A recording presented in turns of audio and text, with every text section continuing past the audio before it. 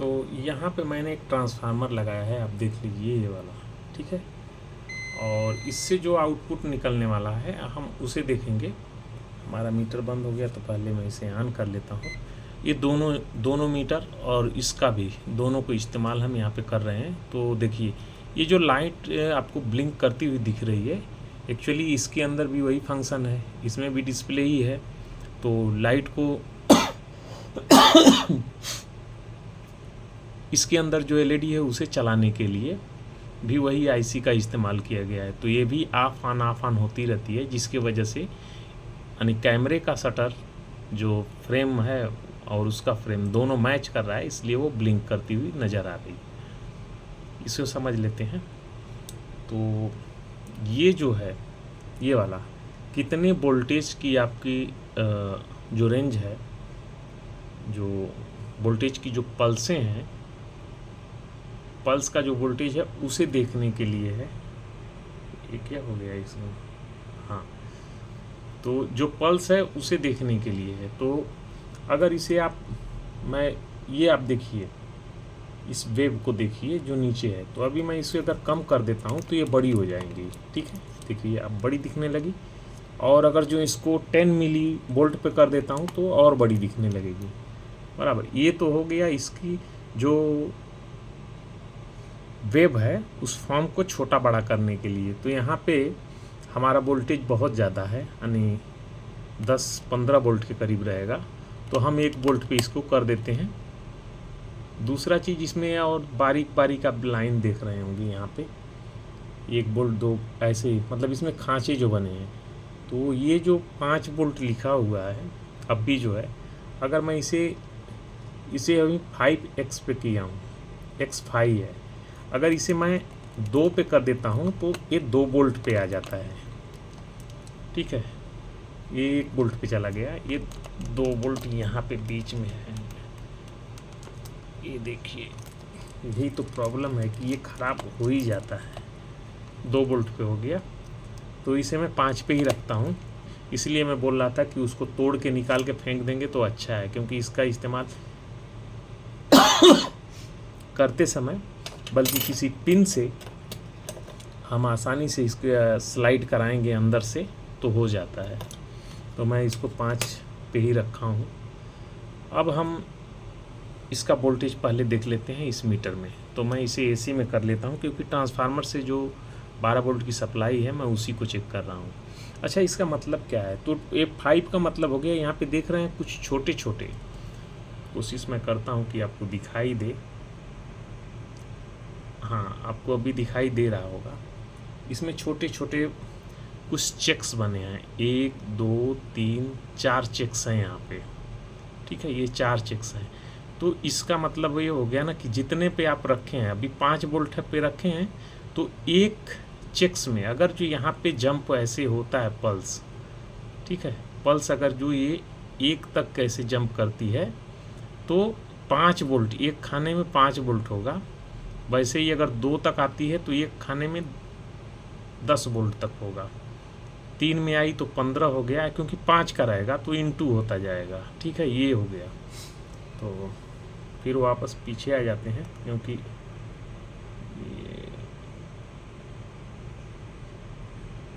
चलिए ज़्यादा छोटा हो गया।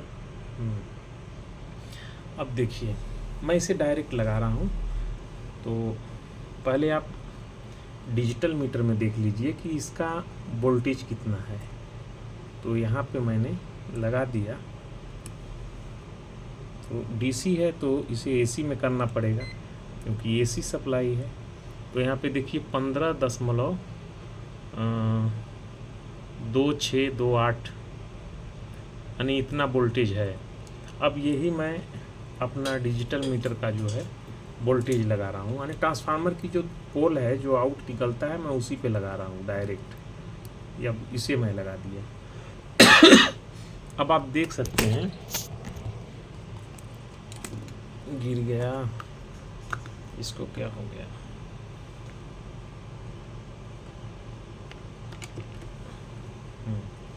तो अब मैं इसे डायरेक्ट लगाता हूँ ट्रांसफार्मर पे।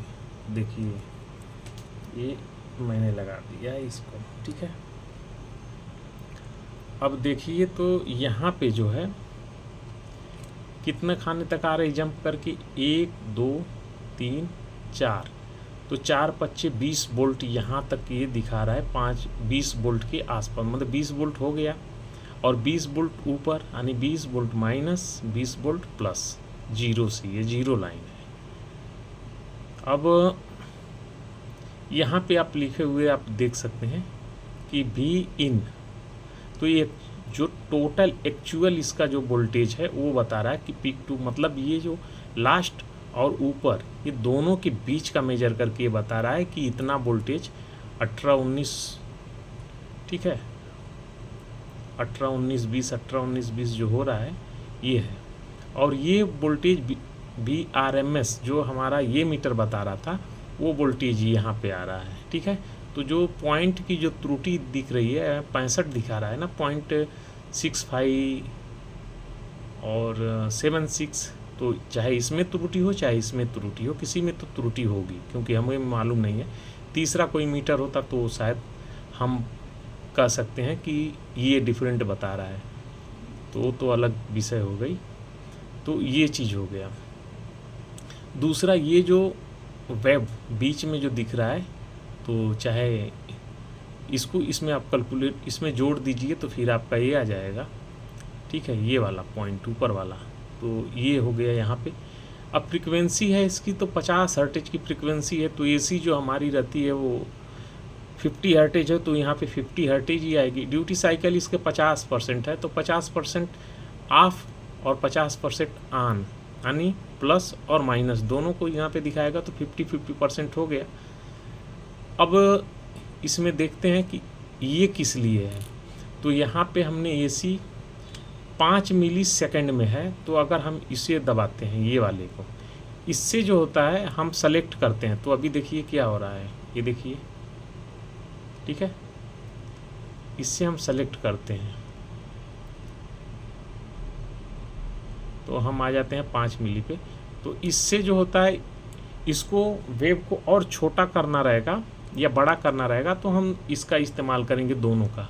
तो अगर इसको दबाते हैं तो देखिए क्या होगा, आप समझे, हमने और उसमें से 2 मिली सेकेंड को देख रहे हैं और दबाए, 1 मिली सेकेंड को देख रहे हैं और दबाए, तो अब माइक्रो में हम चले गए, यानी 1 सेकेंड के माइक्रो वाले हिस्से में हम आ गए बिल्कुल, और दबाते गए तो इतना हो गया। अभी हमको कहाँ पे दिखाई दे रहा है, जंप करती हुई लाइन आप देख सकते हैं कि कहाँ पे चली गई। और ऊपर वाले को करेंगे तो वापस हम माइनस में करते आएंगे, तो हमें वो फ्रेम पूरा दिखाई देगा। तो हमारी जो पल्स होती है कितने देर के बाद, जैसे अभी हमारी जो इंडोर आउटडोर का जो कम्युनिकेशन जब भी चलेगा तो उसमें देखेंगे कि एक बार ऐसे अपना ये ऑफ ऑन होकर के फिर लंबी लाइन चलेगी, फिर ऑफ ऑन करके बीच में बहुत गैप रहेगा। तो इससे यही फ़ायदा है कि हम उस पूरे ग्राफ को देख सकते हैं अपने हिसाब से घटा बढ़ा करके, तो इससे काम चल जाता है। मैं तो यही कहूँगा कि इससे मेरा काम चल जाता है, तो अभी ज़रूरत नहीं है। तो चलिए इसे मैं तो यहीं पे रखता हूँ, मेरा काम चलता है इससे ही, 50 हर्टेज के आसपास रहता है, तो आगे पीछे बढ़ा लेते हैं। और ये क्या है, तो इसको भी सेलेक्ट करते हैं, ऊपर नीचे खिसका के लाते हैं। ये देखिए अभी मैं इसको दबाऊंगा, देखिए ये देख रहे हैं कुछ फर्क पड़ रहा है।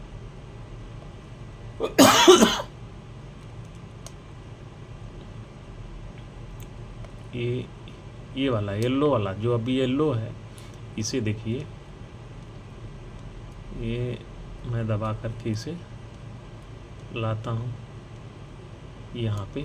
अब देखिए क्या होगा, पूरी जो लाइन है ग्राफ का, ये पूरा हम ऊपर नीचे इसे कर सकते हैं ऐसे। चाहे तो एक तरफ देखना है तो एक तरफ ऊपर नीचे हम करके इसे देख लेंगे। इसके बाद ऊपर का जो है, ऊपर ये वाला जो कॉर्नर का है, ये किस लिए है तो उसे भी देख लेते हैं। इसको दबाइए एक एक करके और यहाँ पे आ जाइए। और इसे एक बार दबाइए तो ये पलटी हो जाएगा। देखे क्या हुआ, ये पहले ऊपर से था, अभी ये उसे पलट दिया, नीचे साइड से कर दिया। फिर वापस दबाते हैं, चलिए देखते हैं। ये देखिए ऊपर हो गया, ये नीचे हो गया। तो बस इसका काम ही यही है, हमको पल्स को पलटना है तो उसे ऊपर से नीचे, यानी हमारा पोर्ट बदलने की ज़रूरत नहीं है, हम यहीं से प्लस माइनस ऊपर नीचे कर लेंगे, यानी इस शेप को बदल के इस शेप में कर लेंगे। ये हो गया। ये लिखा लिखा कभी कभी आता है, तो इसके लिए बोलते हैं कि ये नहीं आ रहा है, तो कुछ नहीं करना है, इसे दबा दीजिए, दबा के रखिए कुछ समय तक। चला गया, और फिर वापस इसी को दबा के रखेंगे तो आ जाएगा। और अगर इसको ट्रिगर पॉइंट पे रखते हैं तो ऐसे दबा देंगे एक बार, जैसे मैंने इसको दबा दिया, मीटर प्रोड यहाँ पे है तो ये ट्रिगर हो गया, अब ये रुक गया उतने पे ही। एक बार वापस दबाएंगे तो ये छोड़ दिया। लेकिन इसको जैसे ही हम लगाएंगे, जैसे ही इसको मिलेगा वोल्टेज, यानी इस पर फ्रिक्वेंसी जैसे ही आएगी तो वो ट्रिगर हो जाता है, वहीं पे रुक जाता है। बस इससे यही है, ये ट्रिगर के लिए है। ऑटो में अगर रखते हैं इसे ऑटो में, तो देखिए मैं इसे ऑटो में रखता हूँ, अभी ये ऑटो में रख दिया। तो ये जैसे ही यहाँ पे वोल्टेज आएगा, यानी हम इस प्रोब को जैसे ही कनेक्ट करेंगे तो जैसे ही पल्स आएगी वो पल्स लेकर के वो स्टॉप हो जाएगा, वहीं पे रुक जाएगा। देखिएगा,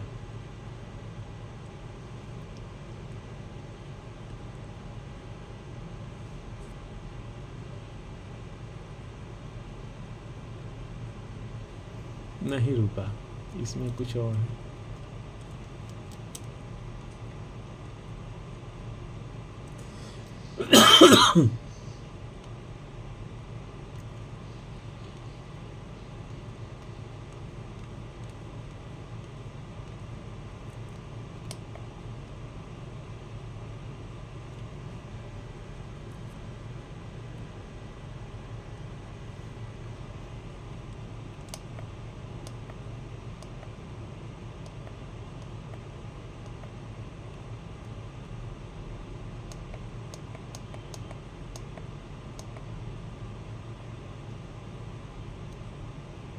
तो इसमें ये सुविधा है, ये नहीं है 50x हम बना सकते हैं। इसमें एक फीचर्स अलग से दिया है, ये वाला 1x अगर हम इसे बदल करके 5 पे यानी यहाँ पे कर देते हैं 10x, तो इसमें 10 का मतलब देगा 50 वोल्ट, इतने खानों से बच करके 50 वोल्ट आएगा।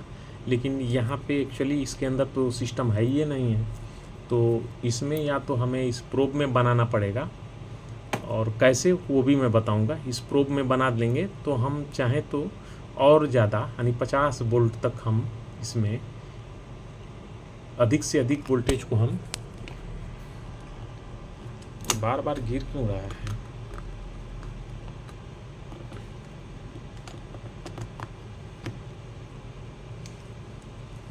तो यहाँ पे जो आता है चेंज करने के लिए, तो हम डिवाइडर बना करके बनाएंगे तो कर सकते हैं कि 50 वोल्टेज हम इसमें से बना सकते हैं। लेकिन डिस्प्ले तो हमारा वही शो करने वाला है, तो यहाँ पे थोड़ी सी एक समस्या होगी, लेकिन फिर भी ठीक है, काम चल जाएगा, काम चलाऊँ है।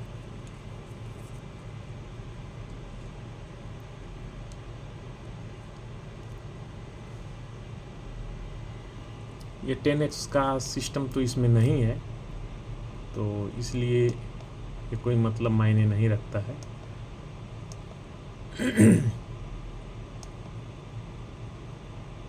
अगर हम इसको कर देंगे तो यहाँ पे देखिए 50 वोल्ट है, अगर इस पे करते हैं तो अधिकतम यहाँ पे जो दिया है कि 220 और 250 वोल्ट तक हम इसमें